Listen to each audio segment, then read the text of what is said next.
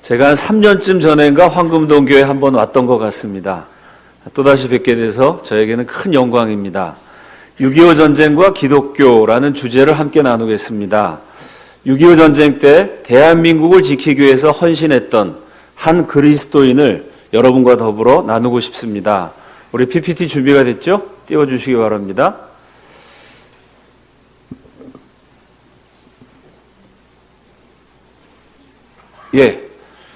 이분은 일제시대 때 대표적인 애국 목사님이십니다. 손정도 목사님. 서울에 있는 정동교회에서 목회를 하셨어요. 이분이 목회를 하시면서 일본에게 빼앗긴 나라를 되찾아야 한다. 일본 사람들이 조선의 조선의 혼을 다 없애버리려고 그러지만 우리 조선 민족은 불사조와 같아서 반드시 부활한다. 이런 아주 애국적인 신념을 기독교 신앙과 더불어서 열심히 전하셨습니다. 그때 그 충청도 태생의 한 시골 출신 여학생이요, 서울로 유학을 왔어요. 아주 시골에서 영특해가지고 역시 선교사님이 너는 도시에 가서 공부를 해야 된다. 그때는 여자들 공부시키는 거 상상도 못하던 무렵인데요. 이 서울에 있었던 한국 최고의 여성교육기관이었던 이화학당에다가 그 여학생을 보내요. 이 여학생이 키가 170cm. 지금도 여자들 키가 170이면 작지가 않죠. 이게 1919년 이 무렵에 170cm면 웬만한 남자보다 한 뼘 큰 아주 여자애가 기골이 장대하고 튼튼한 여학생이었는데 믿음도 좋고 공부도 잘했어요. 이 손정도 목사님의 설교를 늘 들으면서 애국심을 키웁니다. 그 여학생이 누구냐면 우리가 다 알고 있는 유관순입니다. 그 유관순에게 애국정신을 가르쳤던 분이 손정도 목사님. 그 설교 시간마다 일제시대에 조선민족의 혼을 가리키고 역사를 가리키니 목회를 하실 수가 없죠. 일본 사람들이 자꾸 괴롭히고 그래갖고 결국 상해로 망명을 하십니다. 그 다음 장면이요.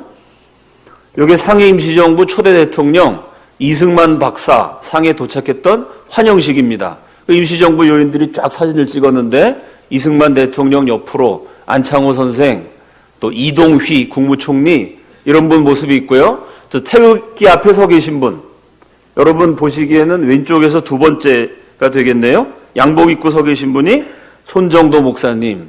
유관순을 가르쳤던 애국자 목사님이 상해에 가셔갖고는 상해 임시정부 의정원 의장, 요즘 말로 하면 국회의장 비슷한 겁니다. 입법기관의 수장으로 아주 독립운동에 헌신을 하셨습니다. 이 손정도 목사님뿐만 아니고 그 집안 전체가 아버지를 따라서 독립투쟁에 앞장서게 되죠. 그 다음 장면이요. 요 손정도 목사님의 아들이 손원일 제독이십니다. 요 손원일 제독이 아버지 독립투사였던 손정도 목사님에게 늘 가르침을 배웠어요. 우리 조선은 삼면이 바다로 둘러싸여 있다. 그러니까 우리가 잘 사는 나라가 되려면 저 바다로 진출해갖고 무역을 하고 수출을 하고 부를 쌓아야 한다. 또 이 나라를 지키기 위해서는 해군이 있어야 된다. 근데 조선은 해군이 없었거든요. 바다로 나가서 무역 수출, 그거 박정희 대통령이 하셨지. 그 이전에 조선시대 그런 거 없었습니다. 우리가 바다를 놓치고 좁은 땅덩어리에서 맨날 농사 짓고 하다가 나라가 가난해지고 약해진 거다. 아버지가 늘 그런 얘기를 하셨어요. 그 청년 손원일이 그 아버지의 뜻을 받들어서 항해수를 익힙니다. 그 당시 조선에서는 대학이란 게 없었어요. 대학이 있어도 독립투사의 자식이 조선에 와서 학교에 다닐 수가 없죠. 상하이 중앙대학 항해학과를 졸업합니다. 이제 우리가 나라를 되찾으면 내가 해군을 만들고 상선을 만들어서 세계로 뻗어나가는 부강한 나라에 기여하겠다. 청년 때부터 이분이 이런 포부를 가지셨어요. 그 좋은 대학을 우수한 성적으로 졸업하고 독일계 세계적인 상선 회사에서 일합니다. 그러다가 해방을 맞게 됐어요. 요즘도 한국 젊은이들 한국의 좋은 기업보다도 외국계 기업 가는 걸 더 좋아합니다. 다국적 기업, 세계적인 기업, 아무래도 월급이나 모든 환경에서 좋죠. 그 당시에 조선 사람으로 세계적인 독일계 상선 회사에서 높은 지위에 올랐던, 이건 정말 상상도 못할 만큼 출세한 상태였습니다. 근데 그 회사에 사표를 내요. 그리고 아무것도 없는 해방을 맞은 한국으로 돌아옵니다. 손원일 제독이 이승만 박사를 찾아가요. 박사님, 이제 나라를 되찾았으니 제일 먼저 해군을 만들어야 됩니다. 그리고 상선을 만들어서 무역하는 나라가 돼야 우리 백성이 5,000년 가난했는데 새로 세운 대한민국 부강하게 먹고 살 수 있습니다. 이승만 박사가 손을 꼭 잡고 얘기합니다. 자네 말이 맞아. 나도 그렇게 생각해. 근데 지금 나라에 돈이 없네. 일본한테 이제 식민지에서 해방됐지 아프리카보다 못 사는 상태였습니다. 조선이라는 게. 여기 무슨 지금이야 고속도로 있고 자동차 막 다니죠. 그 박정희 대통령 이후로 경제개발에서 이룩한 성과지 해방 당시의 대한민국은요. 북한의 경제력이 40분의 1이었습니다. 북한이 남한보다 경제력이 40배 컸어요. 그러니까 6.25 터지자마자 우리가 일방적으로 당할 수밖에 없었습니다. 나라가 어려운 판에 남한에는 남노당, 북한이 아닙니다. 남한에 남노당이라는 공산주의 정당, 제일 많을 때는 150만 당원을 헤아렸습니다. 남한에 있는 모든 단체 가운데 제일 큰 단체가 뭐냐? 종교단체, 교육단체, 경제단체 할 거 없이요. 사람이 모인 단체라는 단체를 다 따져보면 제일 큰 단체, 제일 돈이 많은 단체, 제일 막강한 단체는 박헌영의 조선공산당. 나중에 남노당이 돼요. 공산당 천지였습니다. 그러니 공산당을 물리치고 나라 세우는 것도 힘든데 이게 해군을 건설할 여력이 없습니다. 이승만 박사가 자네 말이 맞네만. 지금 나라도 세울 수 있을지 없을지 모르는 판인데 우리가 무슨 돈이 있고 힘이 있어서 해군을 만들겠나. 그래서 이승만 박사 이렇게 얘기해요. 자네가 한번 해보게. 대한민국 건국사는 정말 기적입니다. 왜 기적이냐면요. 이 나라를 세운 것 자체도 이게 불가능한 가운데 이루어졌지만요. 여러분 군대를 개인이 만들 수 있습니까? 군대라는 거 누가 만들어요? 여러분이 집에서 돈 많이 모아서 군대를 만들면 반역자가 되시는 겁니다. 군대는 국가가 만드는 거죠. 대한민국은 재밌는 게 군대를 국가의 위임을 받아서 사실상 개인이 만들었어요. 그냥 개인이 나서서 국가가 돈이 없어서 개인이 군대를 구성한다. 이게 말이 안 되는데 말이 안 되는 일이 실제로 일어난 나라가 대한민국입니다. 이 나라가 세워지고 지켜진 것이 하나님의 기적인 줄로 믿습니다. 왜 개인이 했냐면 나라가 돈이 없으니까요. 그 손원일 제독이 혼자서 해군을 만들어요. 이분이 서울시대 돌아다니면서 전봇대마다 방을 붙입니다. 조국을 사랑하는 젊은이여 바다로 가자. 이러고 전단지를 막 붙이니까 그 전단지를 보고 그래 나라 되찾았으니 내가 대한민국 해군이 돼야 되겠다. 결심한 젊은이 28명이 모여들어요. 그 28명이 모여가지고 해군 군사훈련을 하는데 어디서 했냐면 동대문 운동장에서 해요. 아니 해군이면 바다 가서 해야죠. 왜 운동장에서 했을까요? 해군은 28명 모아서 만들었는데 배가 한 척도 없어요. 그래서 해군이라고 모여갖고 육지에서 땅바닥에다 그림 그려가면서 전함이 이렇게 생긴 거야. 그리고 해군 훈련을 시작했습니다. 그러다가 1949년 6월에 손원일 제독이 결단을 해요. 나라가 돈이 없으면 우리라도 호주머니를 털어서 우리라도 돈을 모아서 군함을 사자. 해방을 맞았을 때 이 나라는 싸울 수 있는 배는 단 한 척도 없었어요. 쇠로 만든 배, 그 이순신 장군의 거북선 이래로 없었습니다.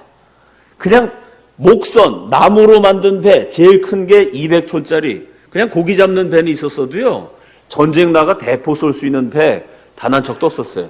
손원일 제독이 해군 장병들에게 격려해갖고 돈을 모으기 시작해요. 그 해군들이 뭐 했냐면 어차피 배가 없기 때문에 모여서 훈련할 일이 없어요. 돌아다니면서 대한민국 해군이 고철을 줍습니다.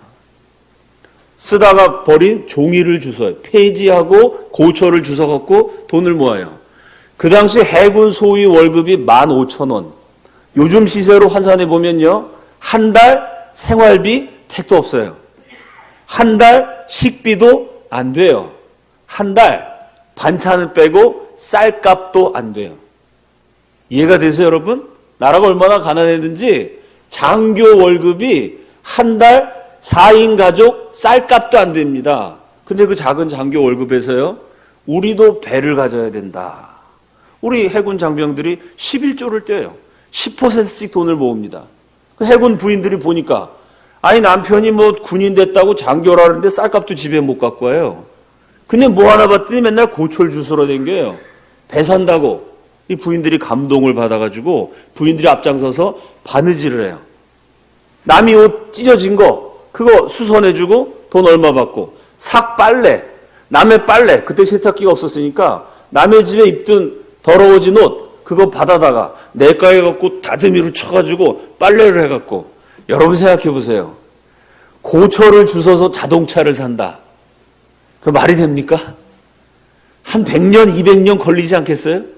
바느질을 해갖고 자동차를 산다 그래도, 아니 그 자동차 살려면 뭐 딴 거를 알아봐야지. 바느질하고 페이지 주워갖고 돈 모아서 언제 자동차를 삽니까? 근데 이건 자동차가 아니고요. 자동차보다 한 1000배, 10,000배 비싼 군함입니다. 아니 바느질을 하고 남들이 쓰다 버린 폐철 종이를 주워가지고 그래서 한 푼 두 푼 모아서 배를 한 척 살려면 이게 1000년이 걸리는지 2000년이 걸리는지 몰라요. 그걸 열심히 해가지고 4달 만에 15,000달러. 그 당시로는 큰 돈입니다. 그렇게 해군 장병과 가족들이 열심히 모으는 모습이 라디오를 통해 방송이 되니까 우리 국민들이 감동을 받았어요. 전 국민이 우리나라도 이제 배를 한 척 사자 이러고 돈을 모으기 시작해가지고 또 한 6달 돈을 모았어요. 그 돈을 모은 성금 기록을 보면은 국민들이 돈을 얼마나 냈느냐? 요즘 돈으로 하면 10원, 50원, 좀 많이 내신 분이 500원. 아니 그 나라 위해서 성금 내려면 좀 10,000원, 100,000원 이렇게 내야지 말이죠. 그 왜 50원, 100원 냈을까요? 그 당시 우리나라 전 국민 가운데 절반 이상이요, 하루 3끼 밥을 못 먹는 나라입니다. 여기 연세 높으신, 인생의 연륜이 깊으신 분들은 아마 어렸을 때 이거 진짜 먹을 게 없어서 배고픈 경험이 있으실 겁니다. 우리 젊은 세대는 먹기 싫어서 안 먹는 거지만 그때 진짜 먹고 싶어도 못 먹는 시대였어요. 그래 우리 국민들이 밥 3끼 중에 2끼 먹는데 그 2끼를 1끼로 줄이고 1끼 반으로 줄이고 점심은 그냥 물 한 모금 마시고 그러고 한 푼 두 푼 모았어요.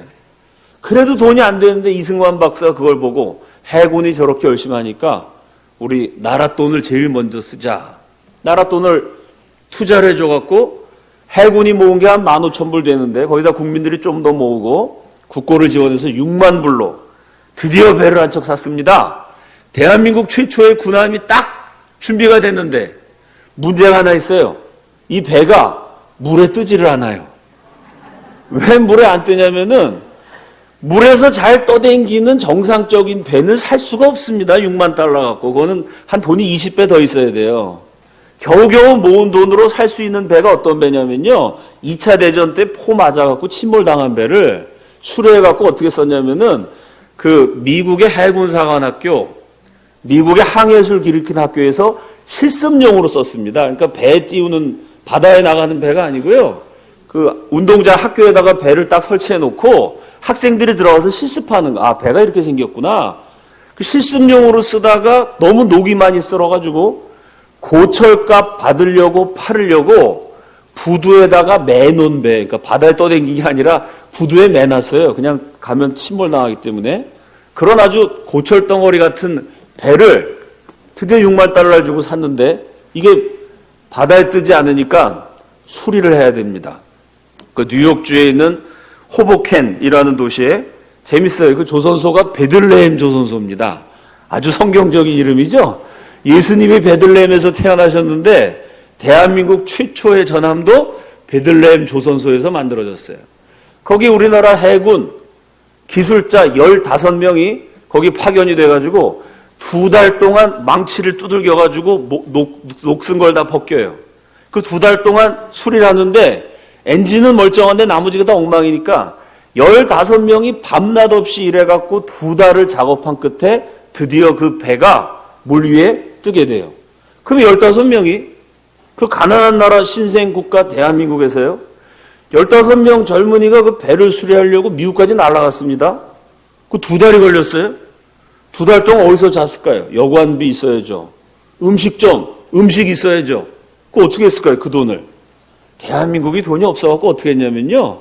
이 15명의 우리 해군의 아버지들이 고철동이 같은 그 배에서 그냥 잤어요. 배에서 자다가, 배에서 일어나갖고 작업하다가 남자 5명이 밥을 어떻게 사 먹어요?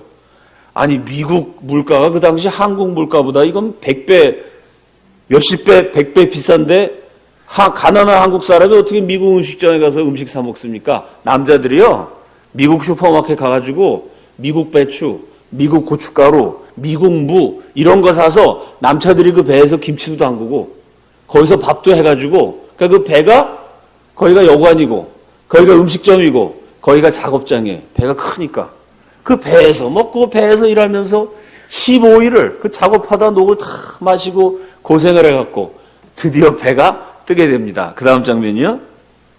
이게 백두산함. 참 이름이 멋있죠?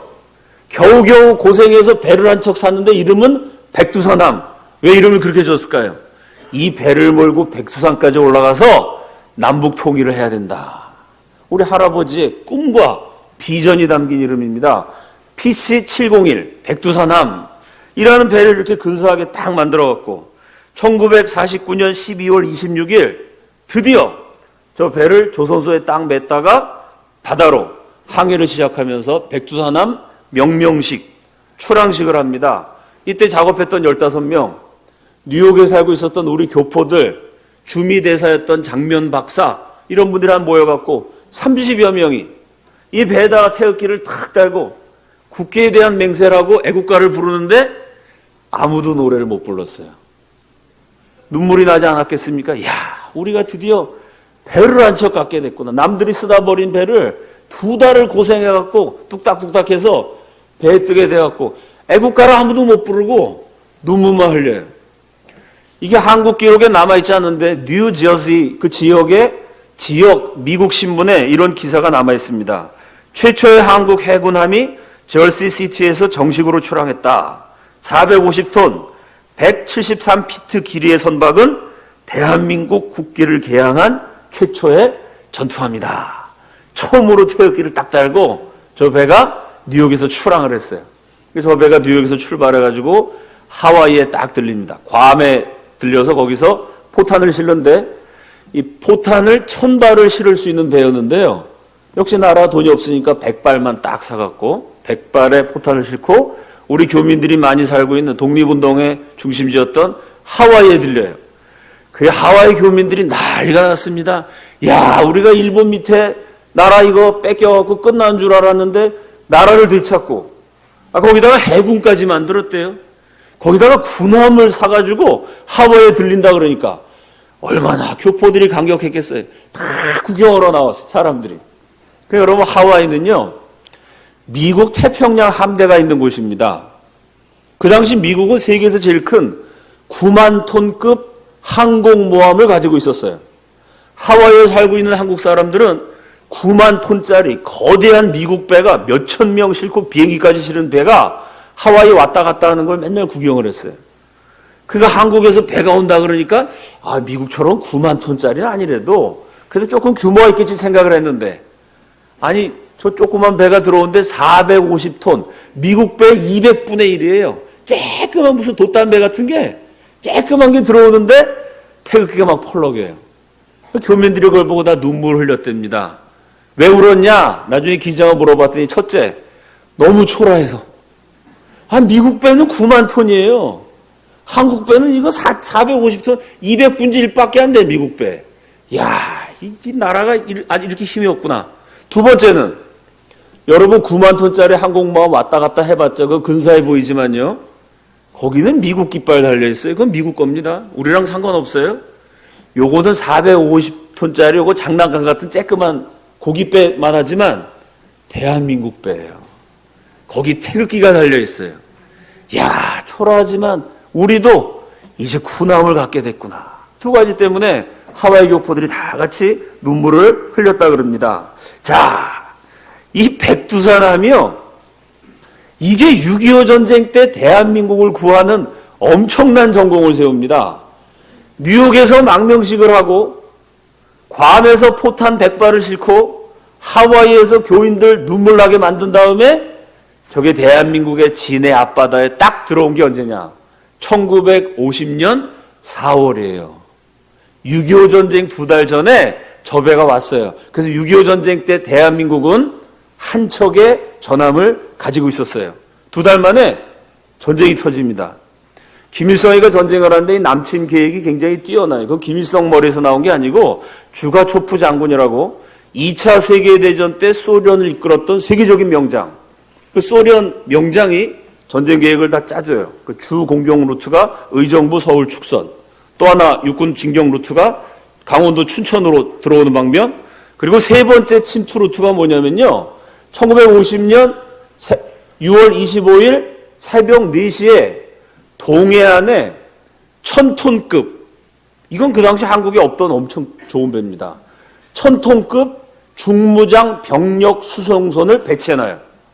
이건 무슨 얘기냐면 육지로 서울, 춘천 두 방면으로 인민군 16만 대군이 쳐들어오고요. 3일 만에 서울을 아주 그냥 박살을 내버리죠. 동시에 바다로 완전 무장한 세계 최고 수준의 북한 특전사 요원 600명이 완전 무장을 하고 1000톤짜리 배를 타고 부산 상륙작전을 감행해요. 부산을 때립니다.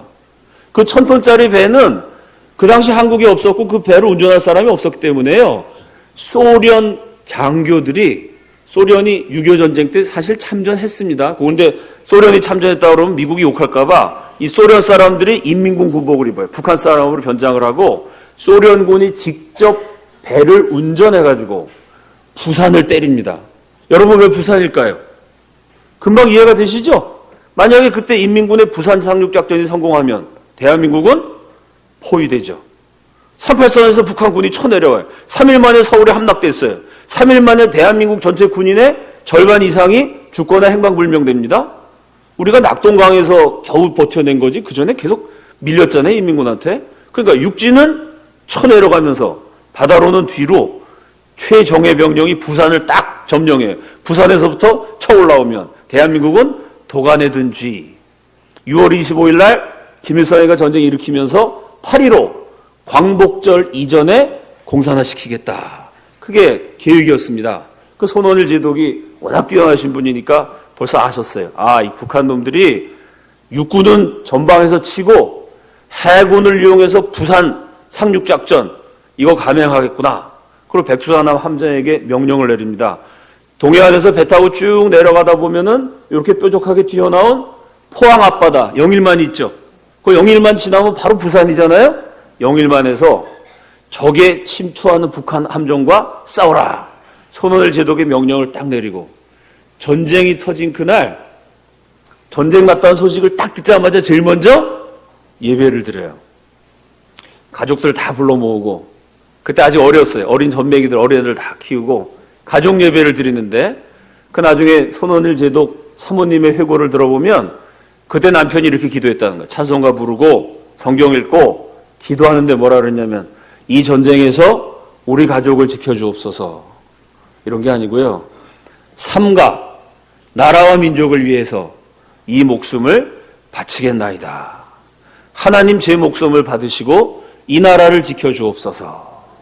기도하시고 눈 뜬 다음에 아내에게는 내가 돌아올지 안 돌아올지 모르니 당신은 아이들을 키워주기 바랍니다. 천국에서 다시 만납시다. 이러고 싸우러 나가신 거예요. 이 손원일 제독의 명령을 듣고 백두산함이 영일만 앞에서 딱 기다리고 있었는데 그 다음 장면이요. 이때 또 제독의 명령을 받은 최남용 함장이 싸우러 나가는데 밑에 병사들한테 이렇게 명령합니다. 죽을 각오로 싸우자. 누가 봐도 경제력은 북한이 40배고요. 국방력은 비교가 안 됩니다. 왜? 세계 최첨단 소련제 탱크가 217대 북한이고 남한은 한 대도 없었어요. 그러니까 우리가 탱크 한 대, 북한이 217대면 217대 1인데요. 우리 한 대도 없으니까 이건 뭐 국방력은 비교가 안 됩니다. 싸우러 나가는 건 죽는 거예요. 죽음을 각오하고 죽더라도 대한민국 해군 시체는 깨끗하게 남기자. 세탁한 옷으로 갈아입고 깨끗하게 입고 면도 딱 하고 교회 예배 드리러 가는 것처럼 이 신성한 국토와 조국을 지키는 싸움에 우리가 단정한 모습으로 나가자. 이러고 탁 면도하고 깨끗이 갈아입고 배 한 척이 딱 영일만 앞에서 목숨을 걸고 기다리고 있었어요. 그 소련배가 이렇게 내려오다가 백두산함을 봤어요. 보니까 얼마나 웃겼겠습니까? 이게 이 소련배는 1000톤급 세계 최고급, 요건 450톤. 크기는 반도 안 되지만 성능은 몇십 배 차이가 나지. 이건 뭐 고철 덩어리 그냥 이렇게 고쳐가지고 그냥 바다에 떠 있는 수준이니까 소련 사람들, 북한 사람들 어떻게 생각했냐면요. 쟤네랑 싸우느라고 시간 끌면 안 돼. 빨리 부산을 점령해가지고 공산화 시켜야 되기 때문에 저런 무슨 장난감 같은 애들 상대할 시간이 없어. 이러고 백두산함이 딱 기다리고 있는데 그 앞을 그냥 휙 지나가요. 빠른 속도로. 그 백두산함이 싸우려고 딱 기다렸는데 지나가갖고 그 뒤로부터 졸졸 따라갔어요, 뒤로. 그러니까 이게 전쟁이 이상하게 된 거죠. 그리고 백두산함을 따돌리고 소련 배가 부산 앞에까지 딱 왔습니다. 좀 있으면 부산 상륙하면 이제 이건 나라가 큰일 나게 됐어요. 그때가 1950년 6월 26일 11시 30분에서 12시 30분. 뭐 요 무렵에 자정 무렵입니다. 6월 25일에서 26일로 막 넘어갔는데 이제 부산으로 저놈들이 상륙하면 나라가 망하니까 큰일 났다. 쫓아가다가 3,000m 거리에서 대포를 쏩니다.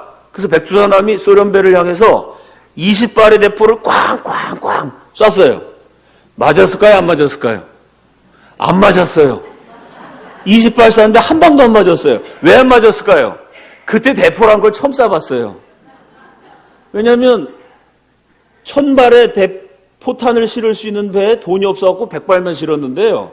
아니 그 100발을 연습할 때 쓰면 안 되잖아요. 그러니까 평상시에는 나무 폭탄 넣어가지고 쏘는 연습만 하고 실탄 사격 연습을 한 번도 안 했습니다. 여러분 육지에서도요. 적군이 이렇게 오는 걸 총을 쏴서 맞추는 게 어렵습니다. 실탄 사격으로 연습해도 맞추기 어려운데 바다는요. 파도 때문에 이렇게 막 출렁이잖아요. 출렁이는데 실탄 사격을 한 번도 안 해본 병사들이 포를 쏘면은 맞을 수가 없어요. 퐁당퐁당 돌을 던져라 뭐 이런 노래처럼 대포 아래 그냥 이렇게 그 앞에 퐁당퐁당 떨어져요. 그래서 소련 사람들이 비웃으면서 아유 저 남조선 놈들 저 장난치고 있구나. 이러고 무시하고 그냥 부산 앞바다로 계속 가는 겁니다. 이때 백두산함에 탔던 우리 해군이 65명인데요. 이 65명 가운데 실제 전투에 참여하신 분은 3분이에요. 나머지 62명은 그냥 옆에 가만히 구경해야 됩니다. 왜?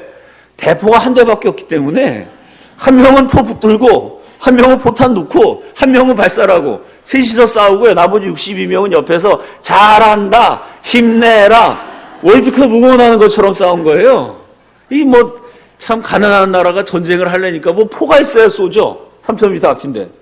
그 옆에서 잘한다, 잘한다. 쏘면 안 맞고, 쏘면 안 맞고. 큰일 났습니다. 최남령 함장이 결단을 내려요. 어차피 북한군의 상륙을 막지 못하면 공산화되고 우린 다 죽는다.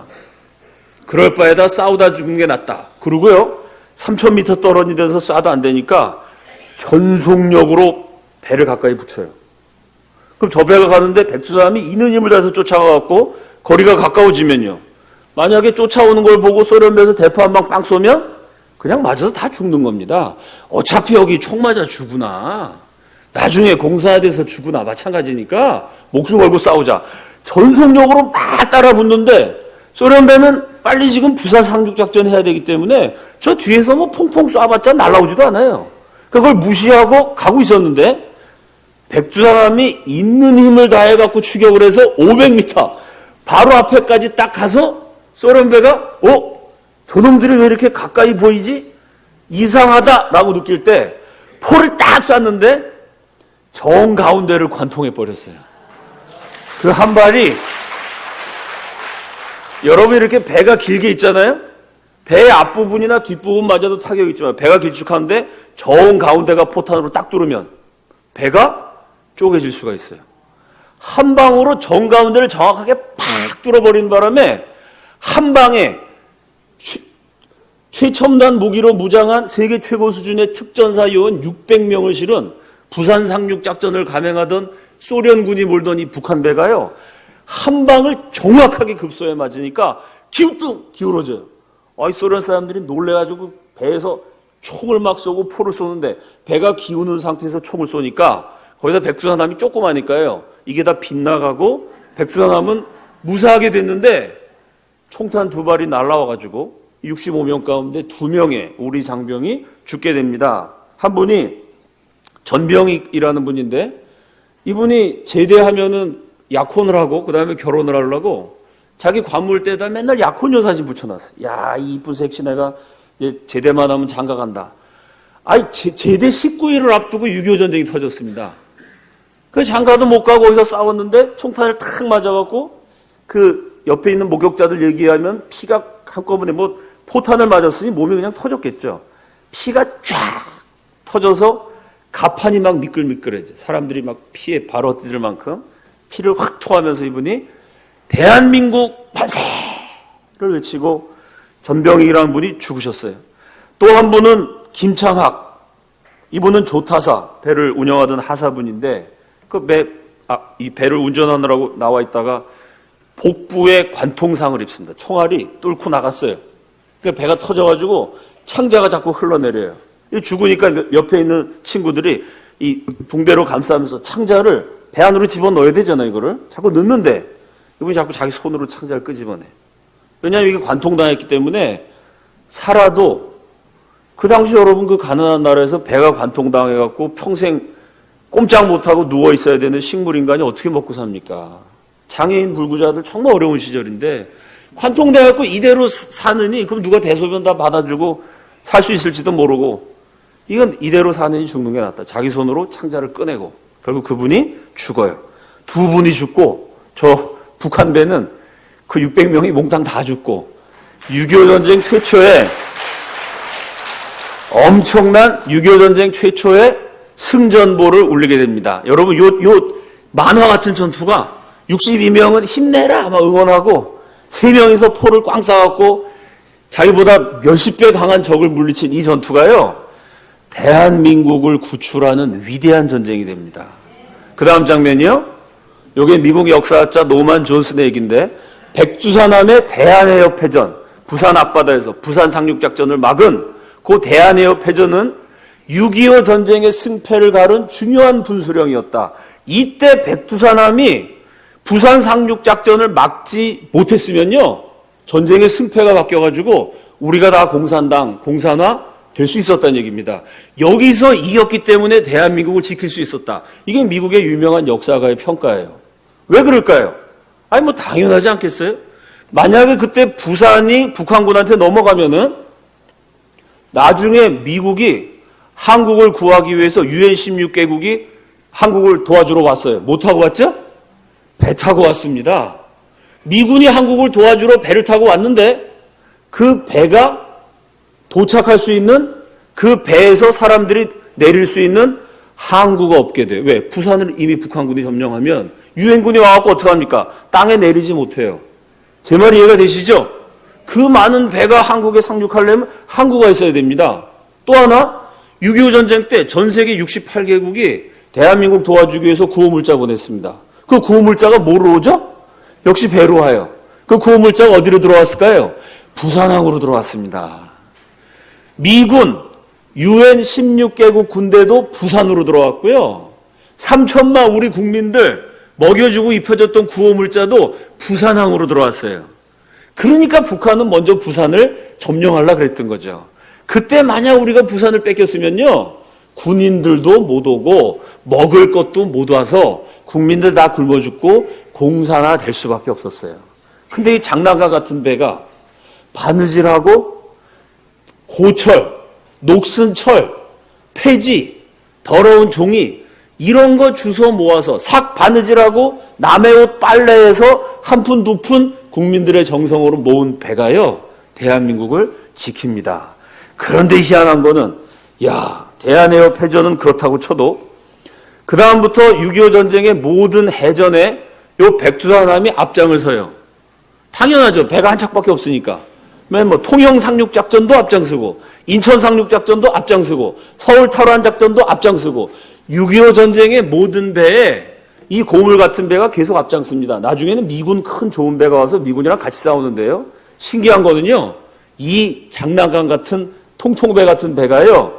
6.25 전쟁의 모든 해전에 다 참전했는데 한 번도 지지 않았어요. 한 번도 침몰되지 않았습니다. 기도로 만든 배였기 때문이라고 저는 믿어요. 그 배 한 척 사기 위해서 그렇게 많은 사람들이 기도하고 눈물로 하나님께 부르짖어서 한 푼 두 푼 모아서 만든 배가 끝까지 침몰되지 않아갖고, 사실 이런 중요한 배는 역사 유적으로 남겨놔야 되는데요. 역시 우리나라가 돈이 없다 보니까 나중엔 저 백수항함을 해체해가지고, 너무 오래된 다음에 1970년대인가 60년대 해체해가지고 배의 중요한 부분, 마도로스 이런 건 지금도 해군사관학교 교정에 전시를 해놓고 나머지는 다 해체해갖고 고철로 팔았습니다.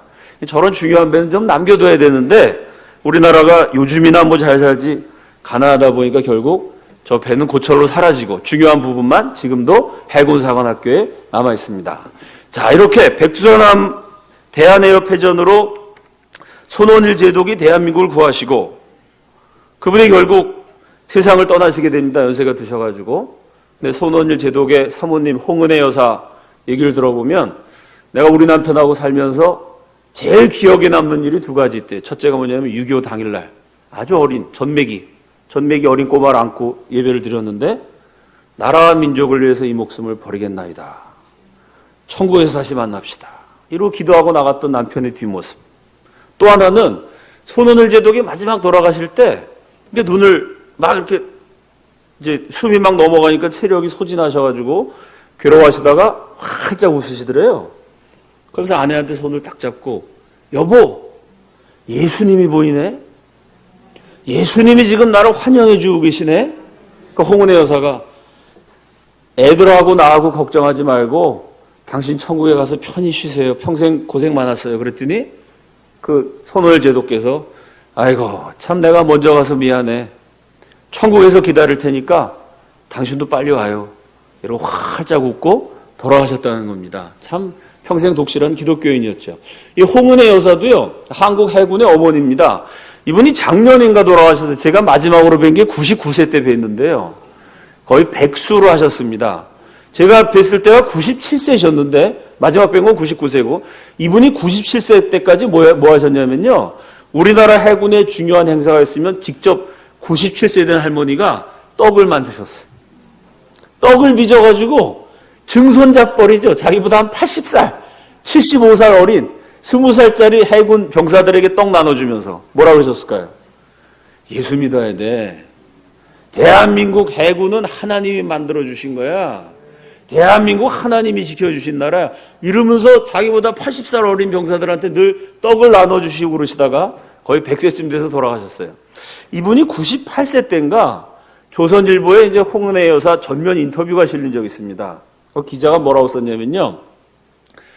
홍은혜 여사가 너무 연세가 많으시다 보니까 했던 말을 또 하고 했던 말을 또 하고 여기 저 어르신들 많이 그러시죠. 저희 아버님도 연세 드시니까 했던 얘기를 또 하시고 저도 뭐 저희 아버지가 6.25 때 이북에서 넘어오셨는데 1.4.5 얘기 한 100번 들은 것 같아요. 뭐 했던 얘기 또 하시고 어르신들 그러시는데 그 기자가 뭐라고 썼냐면 홍은혜 여사가 역사의 중요한 증인이기 때문에 저분의 증언을 역사 기록으로 남기려고 인터뷰했는데 이분이 연세가 너무 많으시다 보니까 했던 얘기를 또 하고 했던 얘기를 또 했다. 그 무슨 얘기를 또 하셨냐면 봤더니요. 그때 해군 처음 만들 때 돈도 없고 왜냐면 나라가 육군도 없는데 무슨 해군이냐 반대한 사람도 있었는데 그걸 어떻게 다 극복하고 그 이상하잖아요. 국가가 군대를 만들어도 어떻게 개인이 군대를 만듭니까? 이게 말이 안 되는 소리거든요. 그걸 어떻게 하셨습니까? 그때 내가 너무 어려워가지고 내가 금식 기도하고 철야 기도하고 그 열심히 노력했는데 가만히 있자. 그래서 어떻게 됐더라? 하나님의 은혜로 됐어. 그 다음 또 해군 만들고 해병대 만들 때 또 이런 문제가 있었다는데 그거 어떻게 했습니까? 기자 양반 말도 마세요. 그때 내가 얼마나 고생을 했는지 교회 가고 밤새 기도하고 철야하고 금식하고 그래갖고 내가 그거 어떻게 됐냐면은 우리 남편이랑 가만히 있자. 하나님 은혜로 됐어. 하나님 은혜로. 기자가 뭐라고 썼냐면요. 이 연세가 너무 많으시다 보니까 하나님 은혜로 됐다. 대한민국 세워진 것도 하나님의 은혜고 해군을 만든 것도 하나님 은혜고 6.25 전쟁 때 공사가 안 된 것도 하나님의 은혜고 이분이 기억이 연세가 많으셔갖고 기억력이 쇠해지셔서 똑같은 얘기를 반복했다라고 기자는 썼는데 제가 보니까 기억력이 많이 약해지셨지만 정확하게 기억하고 계셨어요. 하나님의 은혜인 줄로 믿습니다. 그 다음 장면이요.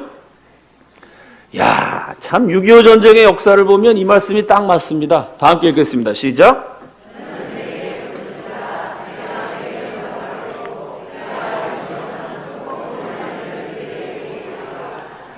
여러분 어떻게 바느질을 하고 고초를 팔아가지고 전함을 삽니까? 전 세계에 이런 나라 없습니다. 이런 역사 없어요. 아니 바느질 해가지고 삭바느질해서 전함을 샀는데 어떻게 그 배가 3년 동안 500만이 죽고 다친 그 엄청나고 치열한 전쟁에서 한 번도 안 지고 계속 다 이깁니까? 너는 내게 부르짖으라 내가 내게 응답하겠고 내가 알지 못하는 크고 은밀한 일을 내게 보이리라. 이건 사람이 알지 못하는 크고 은밀한 일입니다. 시간 관계상 제가 길게 말씀 못 드립니다. 6.25 전쟁의 역사를 보면요. 정말 우리가 상상도 못했던 크고 은밀한 일이 많아요. 미군이 주한 전쟁 때 지겨워갖고 철수하려고 그랬는데 이승만 대통령이 압박을 해갖고 결국 한미동맹이라는 걸 맺잖아요. 그 과정에 쓴 이승만 대통령의 영부인 프란체스카 여사의 글을 보면요. 전쟁 마치고 대통령이 그분이 나중에 독일 슈피겔지하고 인터뷰할 때도 그렇게 얘기했습니다. 이분이 오스트리아 여자분이니까 게르만 계열이라 갖고 독일이랑 같은 민족이죠. 이 독일 언론이 당신이 게르만족 백인 저자로 한국에 가갖고 동양에서 퍼스트 레이디가 됐는데 소감이 어떠냐 물어봤더니 뭐라 그러냐면 나는 우리 남편 얼굴이 아니라 등짝만 보고 살았습니다. 그게 무슨 얘기냐? 독립운동 없는 나라를 되찾는 게 얼마나 어려워. 이게 사람 힘으로 됩니까? 그러니까 독립운동 막 하다가 돌아왔고 이승만 박사가 맨날 침대에 엎드려서 기도하는 거야. 나라 되찾게 해달라고. 그러니까 부인이 집에 들어오면 남편 얼굴 안 보이고 기도하는 등짝만 보여. 등판만 보여. 6.25 전쟁 때 이거 나라 언제 망할지 모르니까 매일 대통령이 기도해갖고 내가 우리 남편 등짝만 봤는데 그때 늘 이렇게 기도하셨다는 거예요. 하나님 제발 이 미련한 늙은이에게 지혜를 주셔서 우리 민족 살 길을 열어주옵소서. 당신의 기적을 기다리고 있나이다. 매일 기도한 게 사람 힘으로 안 됩니다. 당신의 기적을 기다리고 있나이다. 기적이 수도 없이 일어났어요. 백두산함 전투도 기적이고요. 다 아시죠? 인천 상륙작전. 세계 최고 수준의 미군 전략가들이 성공 확률 5,000분의 1. 그 5,000분의 1짜리가 성공했습니다.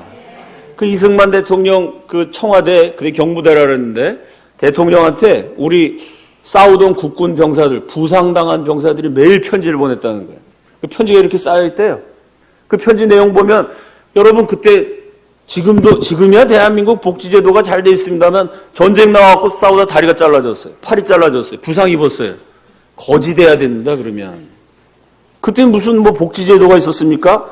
멀쩡한 사람, 건강한 사람도 먹고 살기 어려워서 밥 세끼 못 먹는데 전쟁 때 다리 잘라지고 팔 잘라진 사람 그거 동냥하고 살아야 됩니다.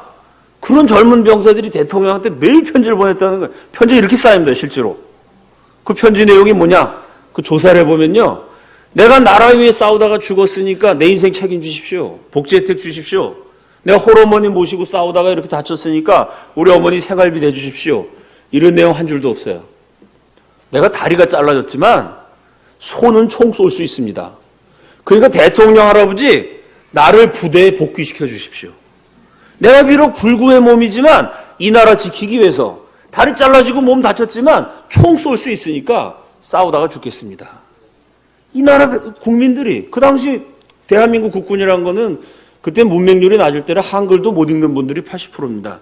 글자도 읽을 수 없는 어린 병사들이요. 내가 부상 입었지만 나라 위해서 끝까지 싸우겠습니다. 그러고 대통령에게 제발 우리 부대 장군한테 복귀 명령을 좀 내려주십시오. 싸우다가 죽겠습니다. 그 편지가 매일매일 수십 통씩 쌓입니다.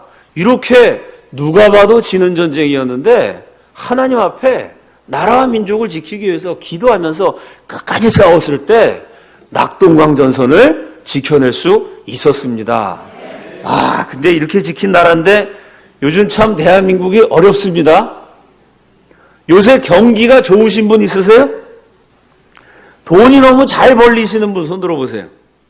야, 경제가 펑펑 돌아가가지고 우리 아들, 딸 취직 걱정 안 해도 된다. 손 들어보세요.